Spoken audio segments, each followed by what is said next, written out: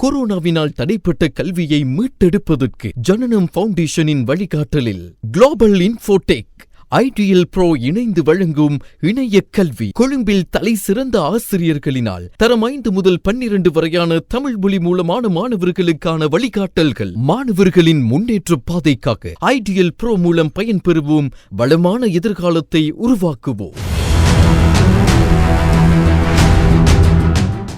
போன வகுப்பில் நாங்கள் போன பாடப்பிறப்பில் சதவீதம் என்ற பாடத்தில் முக்கியமான 2 விஷயம் பார்த்து நாங்கள். ஒன்று இறைவரி, அதை விட 2வது தீர்வை. இந்த 2 விஷயம் போன வகுப்பில் பார்த்துனாங்க. இப்போ இந்த பாடப்பிறப்பில் நாங்கள் வருமான வரி, அதாவது இன்கம் டேக்ஸ், அது பார்க்க போகிறோம். ரைட். இன்கம் டேக்ஸ்ன்றா என்ன? ஒரு நபர் குறித்த ஒரு ஆதனத்தில் இருந்து அல்லது ஒரு வியாபார நிலையத்தில் இருந்து ஒரு குறிப்பிட்ட வருமானத்துக்கு மேலதிகமாக பெற்றுக்கொள்கிற போது அந்த அரசாங்கத்தால் அறவிடப்படுற பணம் தான் என்ன? வருமான வரி எனப்படும். அதாவது என்ன மாதிரி அது வருமான வரி அறவிடப்படுதுன்னா, இந்த அட்டவணைக்கு ஏற்ப, இது 2011ஆம் ஆண்டுக்குரிய அட்டவணை, நாங்கள் சும்மா அதை பார்ப்போம். ஆண்டு வருமானம் முதல் 500,000க்கு என்ன செய்ய மாட்டாங்க, அவங்களுக்கு வரி இல்லை. அடுத்த 500,000க்கு அவர் அடுத்ததாண்டா என்ன, அடுத்த இதுக்கு மேலே ₹1 கூடினாலும் அந்த ₹1க்கு என்ன நடக்கும்? வருமான வரியாக அறவிடப்படும். அப்போ அடுத்த 500,000க்கு என்ன? 4% வரியும், அடுத்த 500,000க்கு அதுக்கு அடுத்த 8%, அடுத்த 500,000க்கு 12%, அதற்கு அடுத்த 500,000க்கு 16% வருமான அந்த வரியாக அறவிட பயணம். ரைட். அப்போ இதை அடிப்படையாக வச்சுக்கொண்டு முதலாவது உதாரணம் பாருங்க. பக்கம் 153ஆம் பக்கத்தில் இருக்க உதாரணம். ஒருவருடைய ஆண்டு வருமானம் ₹575,000 எனில் அவ்வாண்டுக்குரிய 2011ஆம் ஆண்டிலிருந்து நடைமுறைப்படுத்தப்படும் வரி எல்லைகளுக்கு ஏற்ப அவர் செலுத்த வேண்டிய வருமான வரியை கணிக்க. ரைட். கிடைக்கும் வருமானம், அவருக்கு கிடைக்கிற வருமானம் எவ்வளவுன்னு சொல்லியிருக்கு? ₹575,000. இதுதான் அவருக்கு கிடைக்கிற வருமானம். ரைட். அப்போ அவருக்கு முதல் 500,000க்கு என்ன? வருமான வரி இல்லை. அப்போ வருமான வரி செலுத்த வேண்டிய பணம் என்ன செய்வியல்? முதல் 500,000க்கு இல்லையண்டா 575,000லேருந்து 500,000 கழிச்சியலண்டா எவ்வளவு? 75,000 ரூபாவுக்கு தான் என்ன அவர் வருமானம், அதாவது வருமான வரி கட்ட போகிறார். அப்போ 75,000 ரூபாண்டா என்ன? இதுக்குள்ளே வந்துடும், 500,000 இந்த இதுக்குள்ளே அடங்கிடும். அப்போ அதுக்கு எத்தனை வீதம் வரு? அப்போ வருமான வரி 75,000 தர 100ன் மேல் 4. அப்போ இதை சுருக்கிக்கல 2 வெட்டுப்படும் 0 ரைட். அப்போ என்ன? 3,000 ரூபாய் என்ன செய்ய போகிறார்? வருமான வரியாக அவர் செலுத்துவார். சரிதானே? ஒரு குறித்த வியாபாரி ஆண்டு வருமானமாக ₹1,650,000 எனின் 2011ஆம் ஆண்டிலிருந்து நடைமுறைப்படுத்தப்படும் வரி எல்லைகளுக்கு ஏற்ப அவர் அவ்வாண்டுக்காக செலுத்த வேண்டிய மொத்த வரியை காண்க. அவற்றை வருமானம் எவ்வளவு? ₹1,650,000. சரி. அப்போ இதை என்ன செய்ய போகிறோம்? முதல் 500,000க்கு அவர் வருமான வரி இல்லை. அப்போ நான் ஒவ்வொரு 500,000ஆக உடைக்கிறேன். இப்போ 500,000. அப்போ இந்த 500,000க்கு அவருக்கு வருமான வரி இல்லை. அடுத்த 500,000க்கு பிறகு இது 1000 வந்துட்டு அடுத்த 500,000க்கு இவ்வளவுக்கு 4% வந்துட்டு. அப்போ இவ்வளோத்தையும் கூட்டினா எங்களுக்கு 1000 1 மில்லியன் வந்துடும். அப்போ மேலும் இன்னும் எத்தனை? 650 இருக்கு. அப்போ திரும்ப அடுத்த 500, அதுக்கு எவ்வளவு? 8% சொல்லியிருக்காங்க. அப்போ 8% சக. அப்போ இதில் பாருங்க, இதை கூட்டினா 500 கூட்டினா 1500.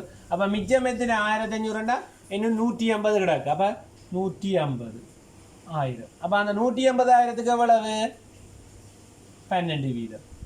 சரிதானே? அப்போ 150,000க்கு என்ன? 12%. அப்போ இதை வச்சுக்கொண்டு இன்னைக்கு காணுவோம். அப்போ முதலாவது முதல் 500,000க்கான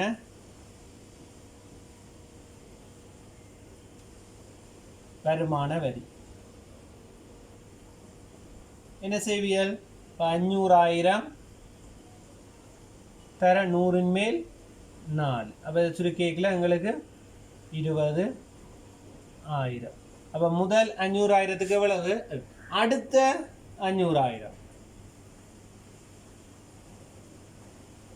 அடுத்த 500,000க்கான வருமான வரி என்ன?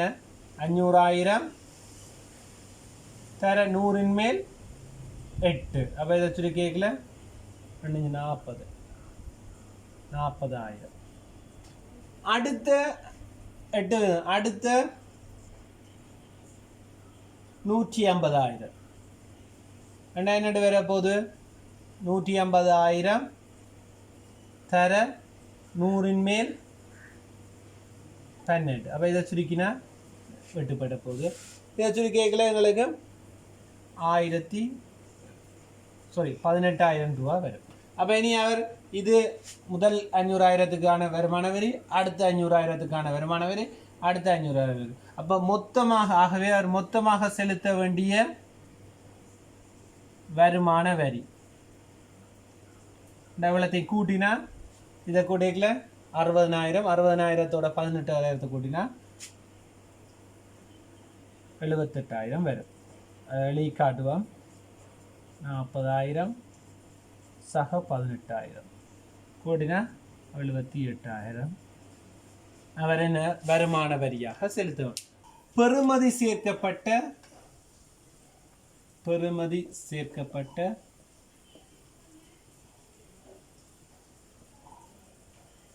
வரி, அதைத்தான் நாங்கள் வெட் வரின்னு சொல்ல போகிறோம். சரியா?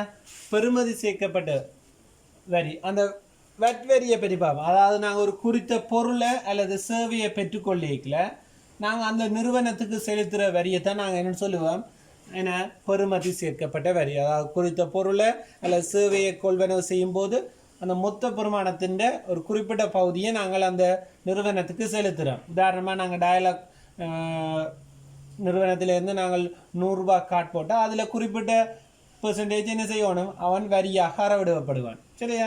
அதை தான் நாங்கள் பெறுமதி சேர்க்கப்பட்ட வரின்னு சொல்லுவோம். ரைட். அதில் உதாரணத்தை பாருங்க. இருக்கும் முதலாவது உதாரணம். ரைட். ஒருவருடைய ஒரு குறித்த மாத தொலைபேசி கட்டணம் ரூபாய் 2,500. அதற்காக 15% பெறுமதி சேர்க்கப்பட்ட வரியாக விதிக்கப்படும் எனில் அவர் செலுத்த வேண்டிய மொத்த பணம். ரைட். அப்போ முதலாவது தொலைபேசி கட்டணம். தொலைபேசி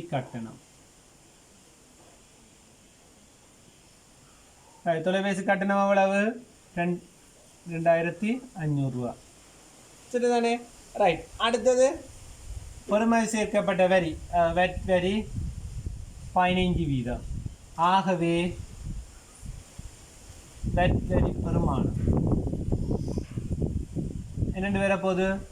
2,500 ரூபாவுக்கு 15%. அப்போ இதை சுருக்கேக்கில் 375 ரூபாய்ன இந்த வெட் வரியாக அறவிடப்படுது. அப்போ அவர் மொத்தமாக செலுத்த வேண்டிய பணம் வேண்டாம், மொத்தமாக செலுத்த வேண்டிய பணம்.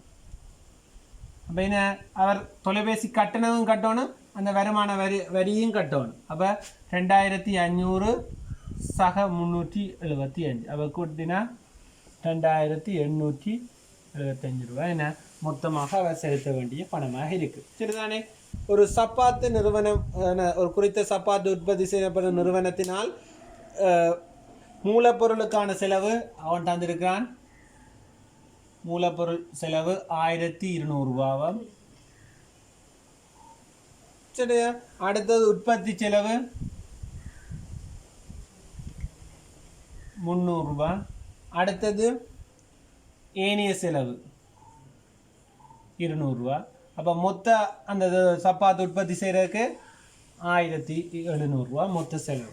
ரைட். பிறகு சப்பாத்து சோடியோனை விற்கும்போது லாபமாக 250 ரூபாவையும் 15% பெறுமதி சேர்க்கப்பட்ட வரியையும் நுகர்வோர் செலுத்திட்டால் சப்பாத்து சோடியின் விற்பனை விலை.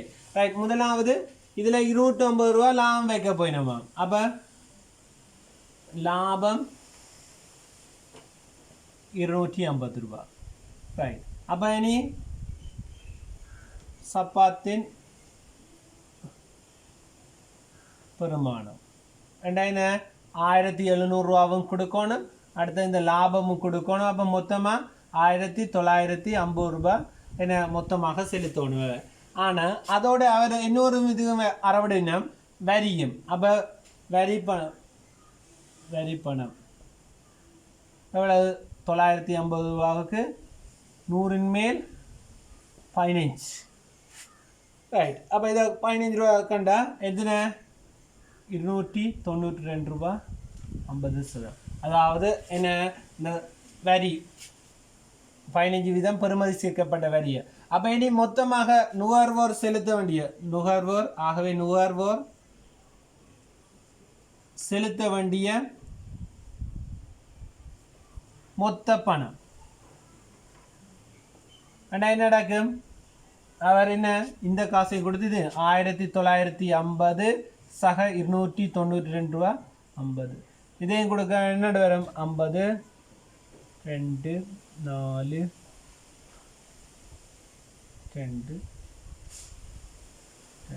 அப்போ அவர் எவ்வளவு 2242 ரூபா 50% மொத்தமாக கொடுக்க வேண்டி வரும். அடுத்த விடயத்துக்கு போவோம். இதுவும் மிக முக்கியமான ஒரு பகுதி, வட்டி. வட்டி என்றால் என்ன?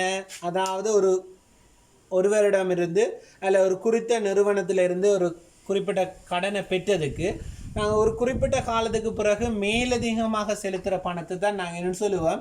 வட்டி என்று சொல்லுவோம். வட்டி என்றால் என்ன?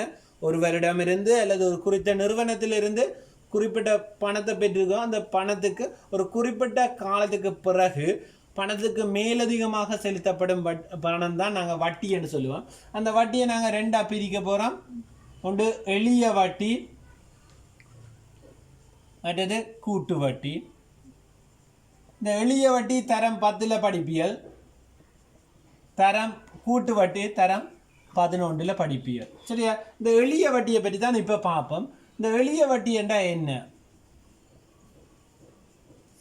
ரைட். எளிய வட்டி என்றால் என்னென்னா ஒரு மாதந்தோறும் அல்லது ஆண்டு தோறும், சரியா, அந்த தொடக்க பணத்துக்கு நாங்கள் வட்டியை கணிச்சா நாங்கள் அதை எளிய வட்டின்னு சொல்லுவோம். அதாவது ஒரு மாதந்தோறும் ஆண்டு தோறும் என்ன ஆரம்ப தொடக்க பணத்துக்கு நாங்கள் வட்டியை கணிக்க வலிக்கிட்டோம்னா அதை சொல்லுவோம் என்ன எளிய வட்டி. சரிதானே?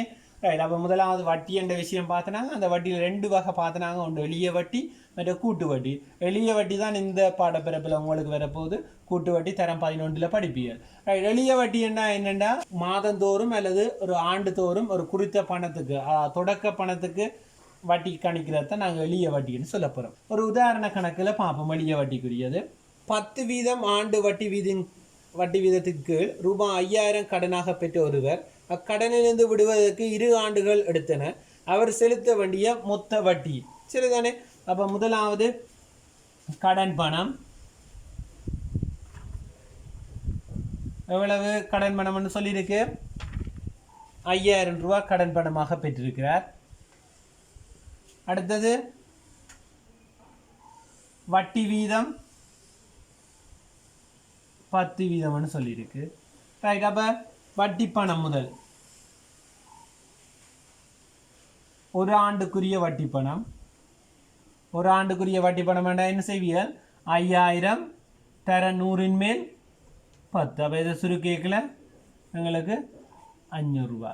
அதாவது ஒரு ஆண்டுக்குரிய வட்டி பணம். அப்போ எங்களுக்கு அவர் 2 ஆண்டுகளில் என்ன அவர் கடனில் இருந்து விடுபடுறதுக்கு 2 ஆண்டுகள் எடுத்தார். அப்போ 2 ஆண்டுக்குரிய ஆகவே 2 ஆண்டுக்குரிய வட்டி பணம் வேண்டாம் 500 2ஆல் பெருக்கினீங்களாண்டா 2 ஆண்டுக்குரிய வட்டி பணம் வரும். சரிதானே?